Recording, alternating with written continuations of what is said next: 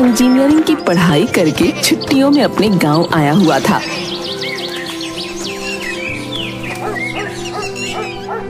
अब तेरा कॉलेज तो हो गया भाई, अब अच्छी सी नौकरी ढूंढ ले, जिंदगी अच्छे से बीतेगी। क्या पापा अभी अब नौकरी करने का जमाना गया, मैं तो बिजनेस करूंगा बिजनेस। क्या आप भी कम से कम उसे खाना तो खा लेने दीजिए। चला जा बेटा, खाना खा ले और आप भी खा लीजिए। सभी खाना खाकर सो जाते हैं। अगले दिन, अरे बेटा, तेरे कमरे में जो कबाड़ है वो इकट्ठा करके कबाड़ी वाले को दे देना। ठीक है।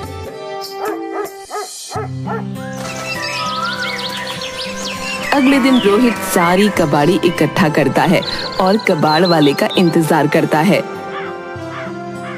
माँ, मैंने सारा कबाड़ इकट्ठा कर दिया है, पर आज दिन भर हो गया, कोई कबाड़ी वाला नहीं आया। हाँ बेटा, ऐसा ही हाल है यहाँ। कभी कभी तो महीनों हो जाते हैं लेकिन कोई कबाड़ी वाला नहीं आता। अब देख, जब आ जाए तब दे देना। रोहित एक हफ्ते तक कबाड़ वाले का इंतजार करता है।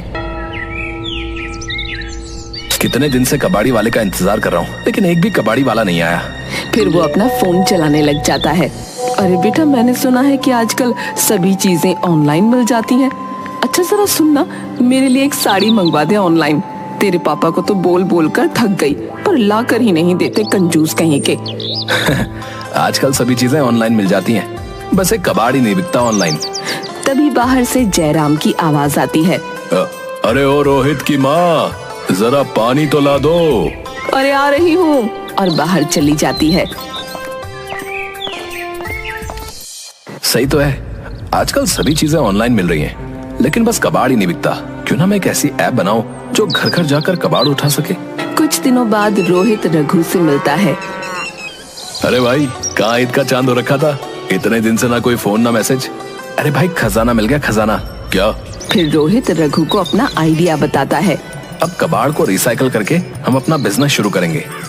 और हाँ, तुझे एक वेबसाइट बनानी है जिससे लोग हमें फोन लगाकर कबाड़ बेच सकें। हाँ, पर पहले हमें लोगों के घर जाकर कबाड़ इकट्ठा करना पड़ेगा। कुछ दिन बाद, अरे रोहित, देख, जो तूने वेबसाइट बनाने के लिए बोला था ना, वो मैंने बना ली है। और ये देख, हमारी वेबसाइट को बहुत लोगों ने देखा भी है, कुछ ने बहुत पॉजिटिव रिस्पांस भी दिया है। और देख, कितनों ने तो अभी से ऑनलाइन कबाड़ बेचना भी शुरू कर दिया है। अब बस हमें वहाँ चलना है और उनके घर से कबाड़ उठाना है। फिर रघु और रोहित दोनों कबाड़ इकट्ठा करने के लिए घर घर जाते हैं। भैया, कोने में रद्दी पड़ी है, उठाने के बाद में वहाँ पर झाड़ू भी लगा देना। रघु को बहुत बुरा लगता है, पर वो फिर भी वहाँ से कबाड़ उठाकर अपने साथ ले आता है। रोहित दूसरे घर जाकर, वैसे भाई, ये तो बहुत अच्छा किया आपने, अब मुझे कबाड़ी वाले का इंतजार नहीं करना पड़ेगा, ये सारा कबाड़ यहाँ से ले जाओ। रोहित कबाड़ उठाने लगता है और उसे कबाड़ में एक कंप्यूटर मिलता है। अरे भैया, ये कंप्यूटर ये भी कबाड़ में देना है क्या? हाँ ले जाओ, ये अब किसी काम का नहीं है। बताओ कितने में लोगे? अरे वाह, 25,000 का कंप्यूटर कबाड़ में मिल रहा है, इसके तो मुझे पूरे पैसे मिल जाएंगे। भाई 5,000 में ले लूंगा। अरे वाह, इतना बेवकूफ कबाड़ी वाला तो मैंने आज तक नहीं देखा। इस कबाड़ कंप्यूटर के मुझे पूरे 5,000 दे रहा है। अरे हाँ हाँ भाई, ले जाओ ले जाओ। शाम को रघु और रोहित दोनों इकट्ठा होते हैं। भाई, आज तो बहुत सारा कबाड़ इकट्ठा हो गया, मुझे भी आज बहुत फायदा हो गया। 25,000 रुपए का कंप्यूटर सिर्फ 5,000 में मिल गया। वाह भाई, बहुत अच्छा किया। चल, अब चलकर किसी बड़े कबाड़ी वाले के पास चलकर इसे बेच देते हैं।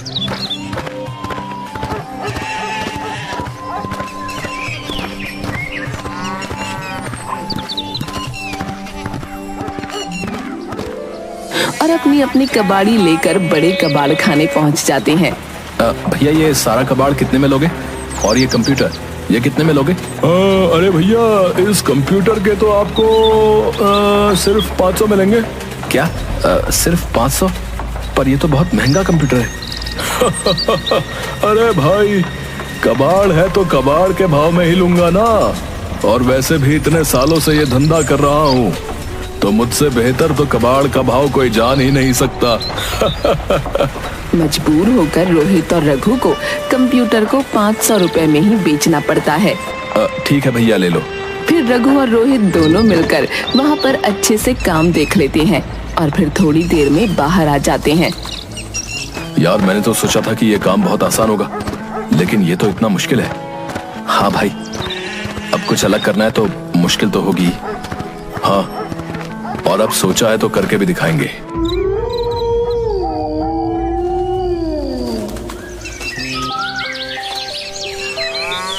कुछ दिनों तक रोहित और रघु अपनी ऑनलाइन वेबसाइट के जरिए घर घर जाकर खुद ही कबाड़ इकट्ठा करते थे। एक दिन रोहित। हाँ पापा, आया। अच्छा सुन बेटा, ये सामान की लिस्ट है, जाकर बाहर से ले आ। रोहित बाहर सामान लेने के लिए चला जाता है और फोन घर पर ही भूल जाता है। कुछ देर बाद रोहित के फोन पर रघु का फोन आता है। अरे फोन तो यहीं पर भूल गया। और जयराम रोहित का फोन उठा लेता है। फोन की दूसरी तरफ से रघु की आवाज आती है। अरे भाई, आज तो श्यामनगर से फोन आया था, बहुत सारा कबाड़ मिलेगा। थोड़ी देर बाद रोहित सामान लेकर घर पहुंचता है। क्या हुआ पापा, आप इतने गुस्से में क्यों लग रहे हैं? इसी दिन के लिए हमने तुझे पढ़ाया था, हैं? कि तू लोगों के घर जा जाकर कबाड़ इकट्ठा करे। खबरदार, अगर तूने ऐसा कुछ भी किया तो कोई अच्छी सी नौकरी ढूंढ और काम पर जा। कोई जरूरत नहीं है कबाड़ उठाने की, समझा? पापा मुझे एक बार काम तो शुरू करने दीजिए, और वैसे भी इसमें बहुत फायदा है। फायदा कुछ नहीं, बस तू ये काम नहीं करेगा तो नहीं करेगा। आप मुझे खुद को साबित करने का मौका तो दीजिए। आप देखना, एक दिन आप मुझ पर गर्व करोगे। हाँ, इस बात का गर्व करूंगा कि मेरा बेटा इंजीनियरिंग करने के बाद घर घर जाकर कबाड़ उठाता है ना? नहीं पापा, मेरा कहने का ये मतलब नहीं था। बस एक बार मान जाइए ना। वैसे भी आपको पता है, हम कबाड़ को रिसाइकल करके उसको फिर से उपयोग में ला सकते हैं। बेवकूफ, कैसे समझाऊं तुझे? तू तो हमारी नाक ही कटवा देगा। मैंने मना कर दिया तो कर दिया, तू ये काम नहीं करेगा। पापा बस एक बार मान जाइए ना, फिर आप जो कहेंगे मैं वो करने को तैयार हूं। अच्छा, तुझे यही काम करना है ना? तो एक काम कर ले काम, बस खुश। रोहित खुश हो जाता है। पर तू इस घर में नहीं रहेगा, जा, निकल जा मेरे घर से। रोहित रोते हुए घर से बाहर निकल जाता है।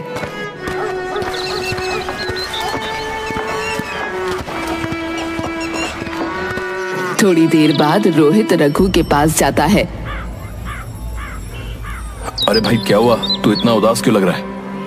रोहित रघु को सारी बातें बताता है।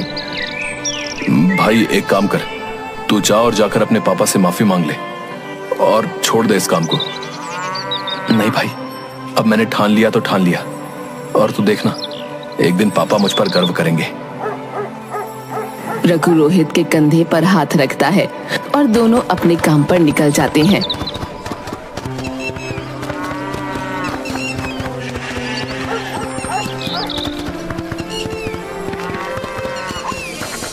कुछ दिनों तक दोनों कबाड़ इकट्ठा कर करके बड़े कबाड़ी वाले के पास बेच देते थे और जो भी मुनाफा मिलता उसे इकट्ठा करके रख लेते थे। एक दिन रोहित और रघु दोनों कबाड़ी लेने के लिए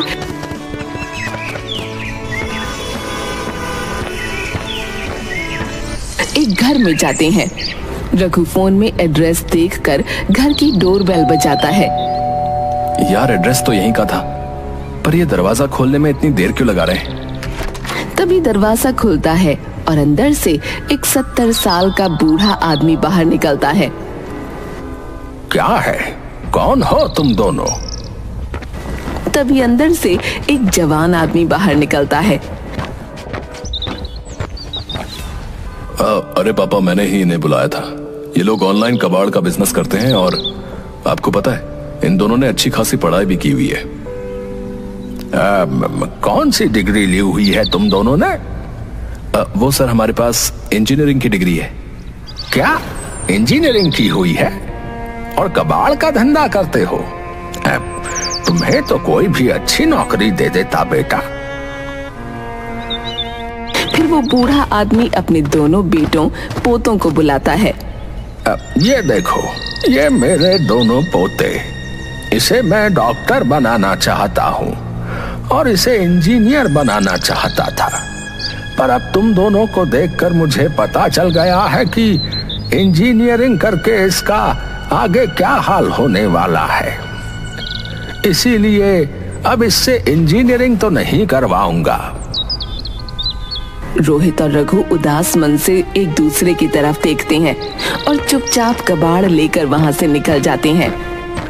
यार रोहित, हमारे देश में कबाड़ी वाले की कोई कदर ही नहीं करता यार।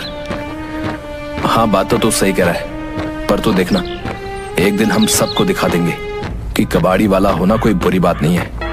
थोड़े दिन बाद मैं क्या सोच रहा था कि ये जो पैसे बचे हैं उनकी हम कुछ मशीनें खरीद लेते हैं जिससे हम कबाड़ को रिसाइकिल कर सकें। हाँ, और कुछ मजदूर भी रख लेंगे जिससे हमारा काम और भी आसान हो जाएगा। रोहित और रघु दोनों कुछ दिनों में मशीनें ले आते हैं और कुछ मजदूर भी रख लेते हैं। अब जहाँ भी कबाड़ी लेने जाना होता वो मजदूरों को भेज देते। एक दिन रघु दौड़ा हुआ रोहित के पास कुछ पेपर और प्लास्टिक के बॉटल्स लेकर पहुंचा। अरे देख भाई, इस नई मशीन में तो ये प्लास्टिक की बोतल बिल्कुल नई जैसी हो गई। और देख ये पेपर भी पुराने पेपर से मिलकर बनाए हैं। इसी तरह से हम अलग अलग पेपर्स को अलग अलग तरह से रिसाइकिल कर सकते हैं। अरे वाह, मतलब इसे तो हम फिर से किसी नए दुकानदार के पास बेच सकते हैं। हाँ हाँ भाई, बिल्कुल। इस तरह की तो और मशीनों से हम अपना सारा कबाड़ रिसाइकिल कर सकते हैं। कुछ दिनों तक दोनों ऐसे ही मन लगाकर काम करते हैं और अपना एक बहुत बड़ा कारोबार खड़ा कर लेते हैं। अरे रघु, ये हमारी ऑनलाइन ऐप से कितने सारे लोग जुड़ रहे हैं और कितनी दूर दूर से लोग आसानी से अपना कबाड़ हम तक पहुंचा सकते हैं। इधर जयराम बरामदे में बैठा हुआ चाय पी रहा था। तभी दौड़ा हुआ एक आदमी आता है। अरे काका, अरे तुमने आज का पेपर देखा कि नहीं? अरे इसमें अपने रोहित भैया का फोटो छपा है। क्या? रोहित का फोटो? हाँ काका, देखो उन्होंने अपने ऑनलाइन कबाड़ के बिजनेस को कितना बड़ा कर लिया। और तो और दूर दूर से उन्हें कबाड़ भी मिलता है और वो उस कबाड़ को रिसाइकल करके किसी बड़ी फैक्ट्री में भी बेचते हैं। क्या? सच में? हाँ काका, यकीन ना हो तो खुद ही देख लो। मैंने अपने बेटे को क्या कुछ नहीं सुनाया और वो मुझसे कहता रहा कि एक बार मेरी बात मान लो, पर मैंने उसकी एक नहीं सुनी। अब वो मुझे कहाँ मिलेगा? अरे काका, अरे इतनी फिक्र काहे कर रहे हैं? रोहित भैया को फोन वहां घुमाओ और बात कर ले। फिर जयराम कांपते हुए हाथों से फोन लगाता है। दूसरी तरफ, हेलो, रोहित कबाड़ी वाला स्पीकिंग। अब यहाँ पर भी एक बहुत बड़ा कबाड़ है। क्या आप उसे अपने साथ नहीं लेकर जा सकते? रोहित अपने पापा की आवाज पहचान जाता है। पापा?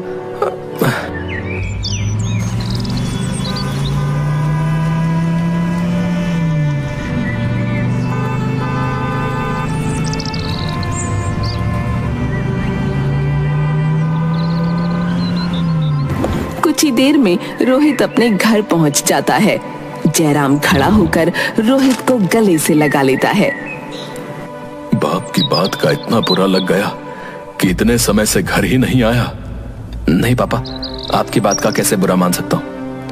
आप ही की वजह से मैं आज यहाँ तक पहुंच पाया हूँ। बस ये सोचकर नहीं आया कि जब तक अपने पैर पर खड़ा ना हो जाऊं तब तक आपको शक्ल भी नहीं दिखाऊंगा।